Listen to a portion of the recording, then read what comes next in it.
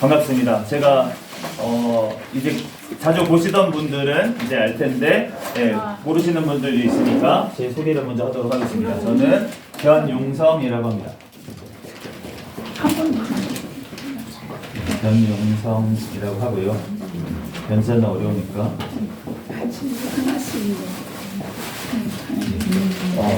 네, 저는 변용성이고요. 이제 85년생입니다. 나이 85년생이고 지금 최연소 제가 국제신학의 교수입니다. 그래서 제가 이름이 용성입니다. 용자가 쓸용, 한자를 이룰성. 그럼 무슨 뜻일까요? 써서 이룬다는 뜻입니다. 제가 예수님을 알기 전에는 무슨 뜻이야 이게 도대체 이름을 큰할아버지가 지으셨다는데, 그런데 이게 이름이 무슨 뭘 써서 뭘 입어? 라고 저를 생각을 했습니다. 그런데 예수님을 믿고 나서 제가 이 이름의 뜻을 알게 됐죠.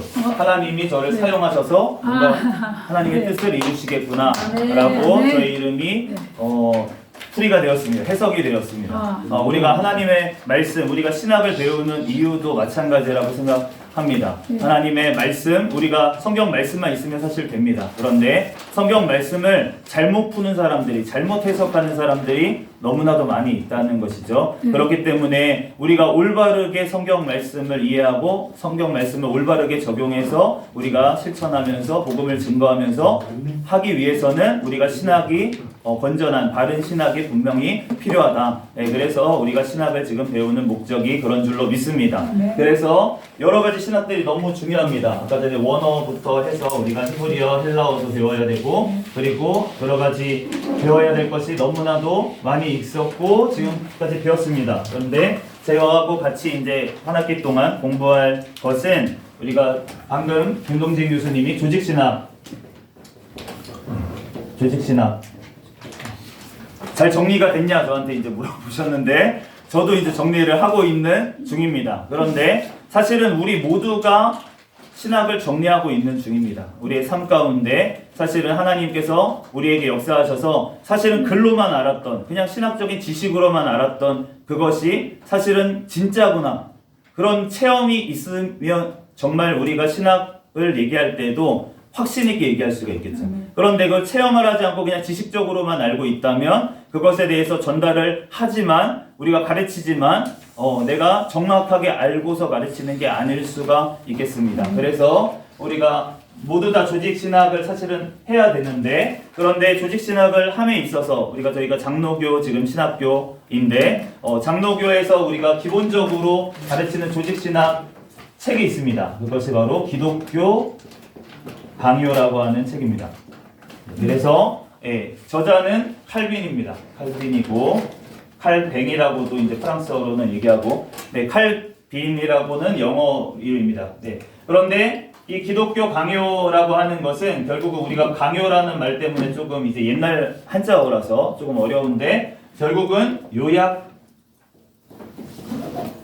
그러니까 신앙의 핵심, 요약을 한 것이다 라고 하는 것을 그러니까 개요라고 볼 수가 있겠죠. 그러니까 나 기독교 강요, 나 신학 공부했으니까 끝났어가 아니라 사실은 시작이라는 거예요. 제가 아이가 2명이 있는데 지금 만 2살, 만 0세입니다. 지금 위에 있는데, 그런데 이 아이들이 이제 자라는 과정을 보면서 제가 우리의 신앙이 자라나는 과정도 비슷하다라는 생각을 하게 됩니다. 이 2세 된 아이는 다 먹어요. 모든 음식을 다 소화합니다. 이제 어른이 거의 된 것 같아요. 그래서 말도 안 듣습니다. 거의 어른이 된 것 같아요. 그런데 이 0세 아이는 지금 저희가 이유식이라는 걸 먹고 있습니다. 그리고 젖도 먹고 있어요. 이렇게 병행을 해서 지금 먹고 있습니다. 그래서 저희가, 그런데 이게 0살 태어나기 전에 뱃속에 있는 태아는 이런 걸 안 먹죠. 그냥 엄마하고 연결되어 있어서 탯줄을 통해서 모든 것들을 공급을 받습니다. 그래서 우리가 사실은 거듭나기 전에, 태어나기 전에는 태아와 같은 상태라고 볼 수가 있어요. 영적으로 태아인 분들이 있다는 거예요. 그러니까 교회에 있으면 나옵니다. 그런데 거듭나지 않았어요. 그렇지만 누군가 엄마 같은 역할을 하는 사람하고 연결되어 있을 수 있다는 거죠. 예를 들어서 모태신앙이야. 그러면은 그 어머니의 신앙을 따라가게 되어 있습니다. 그렇기 때문에 사실은 이러한 태아와 같은 신앙인 분들이 우리의 가르치는 대상이 될 수가 있겠습니다. 그러면 이분들한테는 태아 같은 신앙을 갖고 있는 교회를 나오지만 태아인 분들, 이런 분들한테 우리가 무엇을 줘야 됩니까? 태줄로 연결되어 있어야 됩니다. 네, 그렇다는 것은 무엇입니까? 사실은 우리가 태줄로 연결되어 있다. 사실은 이 태아를 지금 베고 있는 거잖아요. 생명을 잉태하고 있는 중입니다. 그렇다면 이 엄마의 역할은 무엇입니까? 내가 잘 먹어야 돼요. 내가 안 먹으면 태아한테 안 갑니다. 영양분이 가지가 않습니다. 그러므로 내가 먹어서 소화가 된 것이 태아에게 저절로 가게 되어 있습니다. 그러니까 내가 하나님의 말씀을 먹었습니다. 그리고 하나님의 말씀을 실천하는 것이 이 태아에게는 그대로 전달이 되는 거예요. 말로 해서 전혀 듣지 않습니다. 음식물을 하나님 성경 말씀 들려줘도 안 됩니다. 내 삶으로 보여주지 않으면 이 태아한테는 아무것도 전달되지가 않아요. 네, 그렇기 때문에 우리가 소화된 것만이, 하나님의 말씀이 내 삶 가운데 소화돼서 실천된 것만이 사실은 이 태아에게 전달이 되겠다라는 것입니다. 그리고 나서 우리가 태아에서 거듭난 성도들이 있을 것입니다. 태어난 성도들이 있어요. 네, 그런 거듭난 성도들에게는 무엇이 필요합니까? 젖이 필요합니다. 젖을 먹어야 돼요. 근데 젖이라는 것도 사실은 우리가 생각해보면 엄마가 먹어서 몸에서 소화가 다 돼가지고 하나님이 젖이 나오도록 만드시는 거죠. 그러니까 사실은 삶 가운데 역사하신 하나님의 삶의 실제적인 간증, 내 삶 가운데 정말 소화가 된 그 말씀, 그 말씀이 그 정말 젖먹이와 같은 성도들에게는 와 닿는 거예요. 그래서 우리가 신앙 서적이나 막 이런 것들 우리가 거듭났을 때 너무 진짜 하나님 은혜가 회개하고 나서 회심하고 나서 바로 그런 읽는 서적들, 그런 걸 통해서 간증집, 아니면 목사님들의 어떤 간증, 그런 거를 통해서 내가 위로받고 그렇게 성장하게 되는 것입니다. 그런데 좀 성장하면 이제 이것으로는 심심합니다. 무엇을 해야 됩니까? 이제 음식을 먹을 준비를 해야 돼요. 그래서 이유식을 먹어야 됩니다. 그러면 이유식을 먹는다는 건 무엇입니까? 성경 하나님의 말씀을 먹는다는 것인데, 그런데 그것이 바로 이거예요. 지금 우리가 신학을 하는 것, 그리고 신학의 기초를 배우는 것은 무엇이냐면 이유식의 과정입니다. 그런데 나는 이유식을 벌써 뗐어요. 나는 벌써 다 예전에 나는 이유식 다 뗐고 나는 신앙이 이 정도예요 라고 된 분들이 여기 온 줄로 믿습니다. 그런데 이유식을 만드는 방법은 모르잖아요. 먹어는 봤겠지. 네, 먹어는 봤겠지만 그렇지만 만드는 방법을 모릅니다. 그렇기 때문에 사실은 신앙의 이유식이 레시피가 벌써 나와 있다는 거죠. 많은 신앙의 선배들, 그 중에서도 이 칼뱅의 기독교 강요라고 하는 책은 굉장히 검증된 책입니다. 네, 그렇기 때문에 많은 기독교, 장로교뿐만이 아니라 사실은 감리교도 마찬가지고 성결교도 마찬가지인데 그 감리교의 창시자가 누구죠? 네, 웨슬리죠. 요한 웨슬리입니다. 그런데 웨슬리조차도 사실은 내가 칼빈하고 생각이 99% 정도 같다고 얘기를 했어요. 그러니까 거의 감리교도 같다는 거죠. 네, 거의 같습니다. 정말 사소하진 않지만 한 굉장히 작은 부분, 강조점이 좀 다르다라고 보시면 되고, 그리고 관점이 조금 다르다. 그러니까 장로교에서는 무엇을 강조하냐면 하나님을 강조합니다. 하나님의 은혜, 하나님의 주권, 하나님께서 우리에게 어떻게 역사하시는지 위에서부터 아래로 내려오는 것들에 대해서 강조해서 얘기를 하는 거예요. 그런데 감리교에서는 어떻게 얘기하냐면 우리가 그렇다면 뭘 해야 되는지에 대해서 더 자세하게 얘기를 하고, 그렇다면 우리는 가만히 있으면 되냐? 너네 예전에 하이퍼 칼비니스트라고 불리는 사람들이 있었습니다. 그런 사람들은 지금의 구원파하고 비슷하다고 생각하시면 됩니다.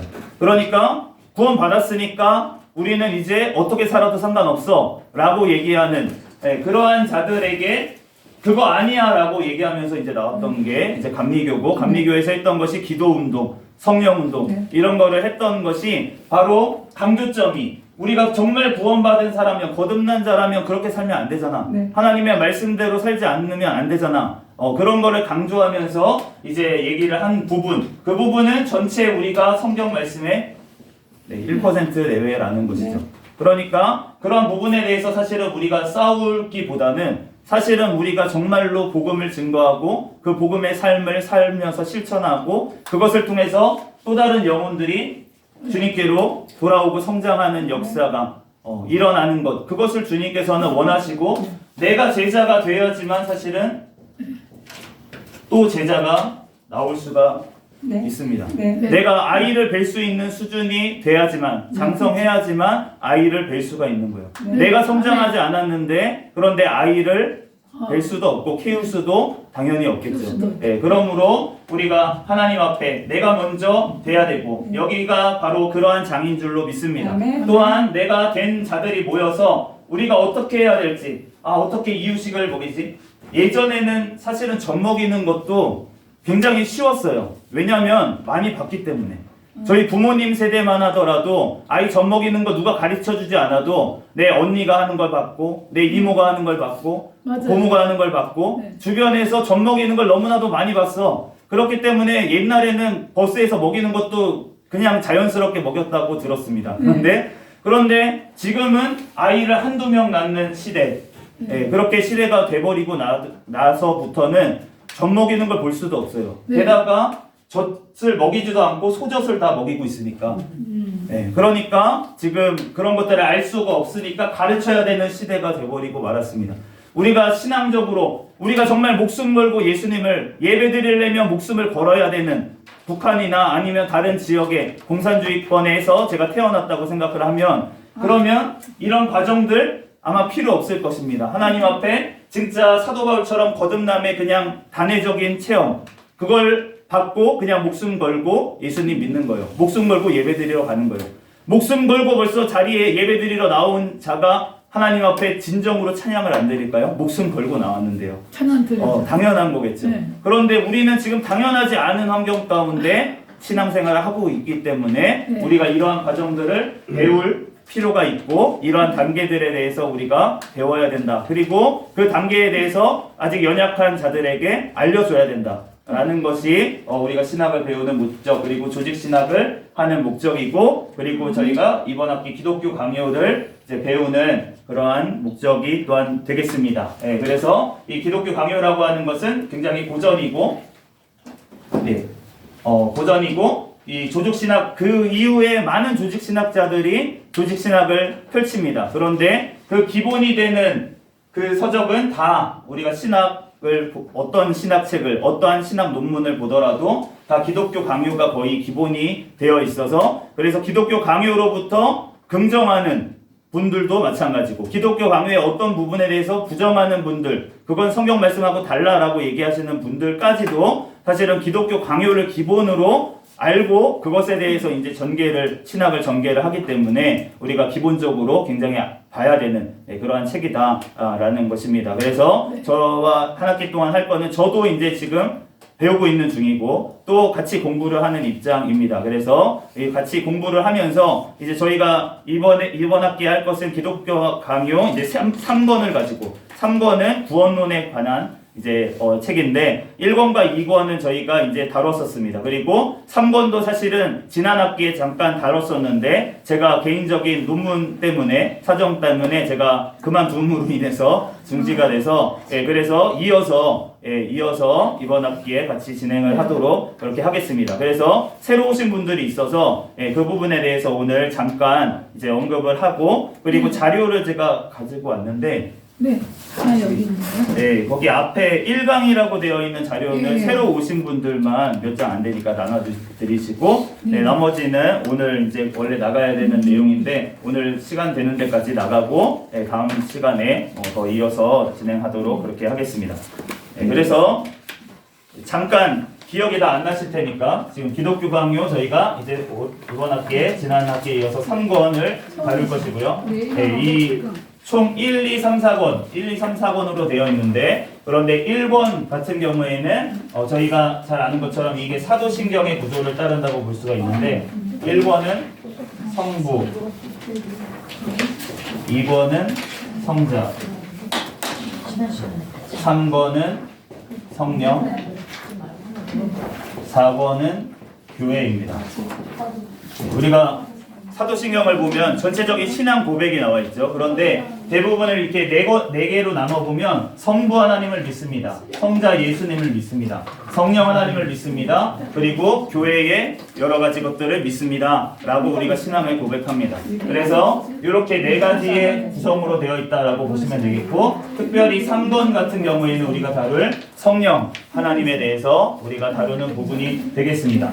우리가 오늘 계속 하나님 들었지만, 다른 수업을 통해서도 하나님께서 계속 얘기하셨지만, 결국은 성령 하나님께서 하시는 일은 우리에게 구원을 적용시키는 일을 하고 계시다. 예수 그리스도께서 이루신, 하나님 아버지께서 계획하신 그 구원을 성령 하나님께서는 우리의 삶 가운데 적용하는, 직접적으로 적용하는 역할을 하시고, 그렇기 때문에 우리가 구원론과 성령론이 굉장히 밀접하게 이어져 있다라는 것을 우리가 볼 수가 있겠습니다. 네, 그래서 우리가 이 3권에 대해서 다룰 것이고요. 이 3권에 대해서 이제 개관에 대해서는 지난번에 제가 지난 학기에 정리를 했는데, 나눠드린 자료를 이제 참조를 하시면 되겠습니다. 그래서 우리가 지난 학기에 1장은 성령님에 대해서, 그리고 2장은 믿음에 대해서 다루다가 저희가 이제 그만뒀는데, 그래서 믿음에 대해서 이제 계속 이어서 2장부터 저희가 더 진행을 하도록 그렇게 하겠습니다. 그래서 나눠드린 자료 1장과 2장 이렇게 써져 있는 7강 써져 있는 자료를 보시면은 1장하고 2장 내용을 다시 한번 제가 기억나게 하기 위해서 잠시만 언급을 하고 넘어가도록 하겠습니다.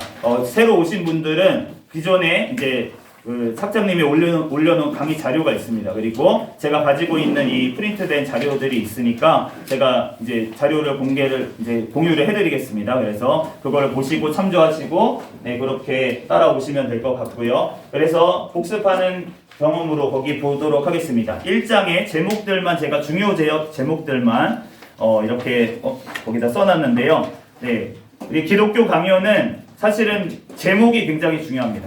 제목들의 대부분의 것들이 잘 요약이 되어 있습니다. 우리가 저희 신학교에도 법학을 공부하신 분들이 많이 계시는데, 그런 분들이 굉장히 도표도 잘 그리고 막 이렇게 정리를 잘 해주세요, 교수님들이. 그런 이유가 칼빈도 마찬가지로 법학을 공부했던 분이기 때문에 굉장히 체계적으로 정리를 잘 합니다. 그래서 이 제목들만 읽어봐도 어느 내용이 들어있는지를 다시 파악할 수가 있습니다. 그래서 1장의 내용은 같이 한번 읽어보겠습니다. 1장 제목을 시작. 그리스도에 관하여 일컬어지는 것들은 성령의 은밀한 사역으로 말미암아 우리에게 유익함. 결국은 1장에서 뭘 얘기하는지 알겠죠? 그리스도께서 이루신 것들을 성령님께서 바로 우리에게 적용시키는 분이다 라는 걸 얘기하고 있고, 그래서 1절의 제목이 우리에게 그리스도를 묶는 고리이신 성령님에 대해서, 그리고 4절의 제목은 믿음이 바로 성령님의 주요한 작품이다 라는 것을 얘기하면서 2장의 믿음으로 이제 넘어가게 됩니다. 그래서 결국은 믿음이라고 하는 것은 성령님의 작품이고, 성령님이 우리에게 주시는 것이다, 우리에게 주어지는 선물과 같은 것이다라는 것이죠. 그래서 2장 믿음에 대해서 그 정의를 내리고 그 속성에 대해서 이제 우리가 배우고 있는 중입니다. 그래서 1절에는 하나님을 믿는 믿음의 대상이신 그리스도, 믿음의 대상은 바로 예수 그리스도라는 것입니다.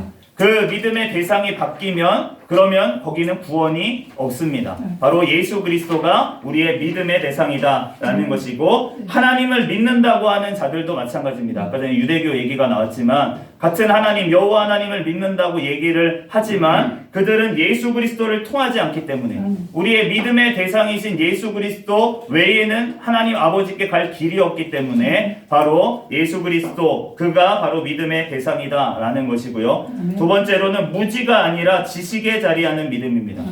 무턱대고 믿는 것이 아니라는 것이죠. 예전에 로마 카톨릭의 오류가 무엇이냐면, 너네는 그냥 예배, 성례만 잘 집행하고 있으면 지식이 없어도 예수 그리스도에 대해서 몰라도 돼. 우리가 다 알고 있으니까 너는 죄만 고백해. 그리고 그냥 나와서 미사만 잘 드려. 그러면 구원 받는 거야. 그리고 헌금 열심히 하고 해서 이제 건물 짓고 이렇게 하면 될 거 아니야. 라고 이제 얘기를 했다는 것이죠. 그렇기 때문에 무지가 아니라 바로 지식에 자리한다. 우리가 지식이라는 게 어떤 거창한 지식이 아니라 바로 예수 그리스도께서 나의 죄를 대신해서 십자가에서 죽으시고 3일 만에 부활하셔서 이제 하나님께서 천국을 예비하시고 다시 오실 것이다 라고 하는 그러한 온전한 믿음의 지식 바탕 위에 우리의 믿음이 자라나게 된다는 것이고요. 여섯 번째로 말씀을 믿는다는 것입니다. 우리가 성경 말씀을 떠나서는 믿음을 논할 수가 없다는 것이죠. 우리에게 믿음이 어떠한 것인지 알려주시는 것도 또 그 믿음의 대상도 바로 하나님의 말씀인 성경 말씀, 그 말씀을 벗어나서는 안 될 줄로 믿습니다. 7절에는 그리스도 안에서 하나님의 선하심을 아는 지식에 기초한 믿음. 하나님께서 선하신 분이라는 것을 그리스도 안에서 확신하는 것입니다. 그것이 바로 믿음이라는 것이에요. 그런데 어떠한 분들은 그렇습니다. 나는 믿는다라고 하면서 하나님을 의지하지 않고 또 하나님을 믿는다고 하면서 나에게 어려움이 생겼을 때 하나님을 떠나버리는 일들이 벌어진다는 것이죠. 그런데 그것은 왜 그렇습니까? 하나님의 선하심을 잊어버렸기 때문입니다. 하나님의 선하심에 대해서 늘 기억하고 있는 자라면 예수 그리스도까지 나에게 내어주신 그 하나님께서 모든 것들을 주시는 하나님이시라는 것을 믿는다면 이 땅 가운데 환난과 어려움을 주시더라도 그것 또한 하나님의 선하심 안에 있다는 것을 함께 믿는다는 것이죠. 그래서 13절에 보면 믿음의 여러 가지 의미에 대해서 나와 있습니다. 그러니까 믿음이 여러 가지라는 것이 아니라 성경에 믿음이라고 하는 단어, 믿는다라고 하는 단어가 우리가 궁극적으로 지금 얘기하고 있는 이 믿음, 예수 그리스도의 말씀에 또한 이러한 지식의 바탕을 둔 하나님의 선하심에 바탕을 둔 믿음 외에도 다른 믿음들이 성경 말씀에는 써져 있다는 것이죠. 그러니까 성경에 무조건 믿음이라는 단어를 다 이렇게 축출을 해가지고 믿음이 다 이렇게 섞어놓은 것이 믿음이구나 라고 생각하면 안 되고 성경 말씀에 우리가 진정으로 추구해야 될 그 믿음이 있는 반면에 그렇지 않은 믿음들도 있다라는 것에 대해서 우리가 기억하면서 그 단어를 구분해서 성경 말씀을 이해해야지만 올바로 이해할 수가 있다는 것이고요. 16절에는 믿음에 따르는 평정, 진정으로 믿음이 있다면 그 삶 가운데 열매들이 나타나게 되어 있다는 것입니다. 믿음이 있으면 열매가 성령님의 열매이기 때문에 평정이라고 하는 것은 여러 가지 열매들을 이제 칼빈이 표현한 것인데 그 열매들이 믿음에 따라서 나오게 되어 있다. 자동적으로 열매가 맺히게 되어 있다. 하나님께 포도나무가 가지에 붙어 있으면 시절을 따라 열매를 맺게 되는 것처럼 그렇게 열매가 당연히 맺히게 되어 있다라는 것입니다. 아멘. 제 시간은 여기까지가 되었습니다. 그래서 뒤에 이제 진도를 나가야 되는데 그 진도는 다음 주부터 이제 나가도록 하겠습니다. 그 전에 이제 했던 강의들에 대해서는 미리 이제 다시 들으시는 분들은 복습을 해오시고 그리고 처음 듣는 분들은 이제 온라인으로 공부를 해오시고 그렇게 오시면은 좋을 것 같습니다. 잠시 기도하겠습니다.